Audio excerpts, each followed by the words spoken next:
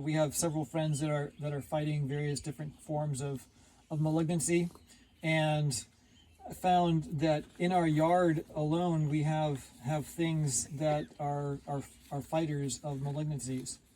And for example, red clover blossom tea. Yeah. So red clover blossom tea is actually a tea that Ellen White used on a regular basis in her home. If someone has hormone-based cancers, you probably wouldn't want to use it because it does have some plant-based hormone, particularly estrogen effects. So if you have an estrogen-based cancer, you wouldn't probably want to use it. But so these two here that I'm going to mention next are not grown here; they're actually international.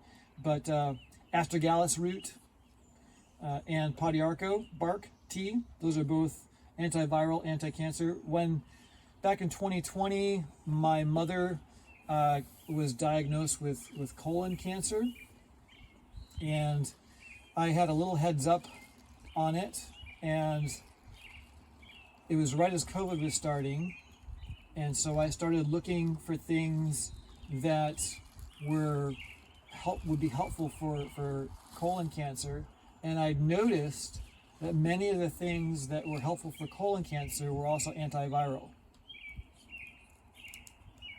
So I said, Mom, get these things, you'll need them, they're antiviral. And so she got them ahead of time before she actually learned her diagnosis. And so when she had them, while they're antiviral, they were also anti-cancer. Wow. So that was a little head start, and she treated herself, Dr. Joyce Cho and Mercy Ballard with Years Restored, helped her with a protocol that when she did elect to go and have surgery, but her initial diagnosis was that they would probably have to seal off her bowel, and she would have a colostomy bag the rest of her life. By the time she got to surgery, after it was about a month and a half, she was doing the plant-based addressing of the issue, and she had just a polyp removal. Praise God. Amen. So it reduced it, it shrunk it, and I think my personal bias would have encouraged her to continue on that and just assess it again. But sometimes people just want to have it out. But that's not necessarily the end of the story either. You need to make sure that you change the habits that lead to the diagnosis too. And she has significantly done that. She's still on a very plant-based, whole food protocol that is keeping her away from the things that would be inflammatory for her. So she found out, did some sensitivity testing. So some other things. Self-heal is a plant that is very common in our yard. In fact, you're sitting amongst it right now. Plantain tea is helpful. Dandelion leaf tea is a blood purifier, but also is helpful for malignancies. Sheep sorrel tea. Actually, 2 cups, a cup in the morning, a cup in the evening of sheep sorrel tea will clear you of worms, intestinal worms. So it's a good thing to have in your back pocket. Cleaver, so that's sticky weed. Someone had sticky weed on them earlier today. So sticky weed or cleaver, an oil infusion. Wormwood, it doesn't grow here, but actually it might. We don't have any on my property that I know. Wormwood, mullein. So mullein is anti-tumor, and rosemary, the herb tea, is actually anti-tumor as well. So those are some things that I just, as I was reading and going through this a lot at one time, those things just jumped out at me because of people that we know that are struggling with those things right now.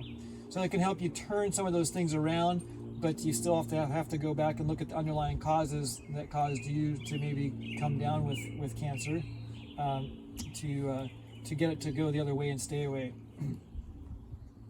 So just some things that are helpful. I know a friend of mine whose wife had a breast cancer episode in her history, and her doctor had given her some tincture that was made from various yard weeds, and they wouldn't tell them what was actually in it, because they said you wouldn't believe what's in it because it's so common you wouldn't trust it. But she's cancer free to this day, and it's been a number of decades. To be aware of new videos like this one, be sure to subscribe to the Preparing for the Time of Trouble channel. For more free videos and downloadable audio podcasts, as well as handouts, go to www.preparingforthetimeoftrouble.com.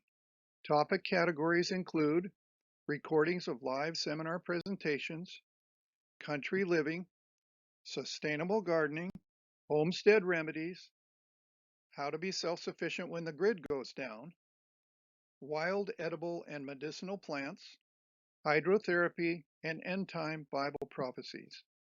To take advantage of these free resources, go to preparingforthetimeoftrouble.com.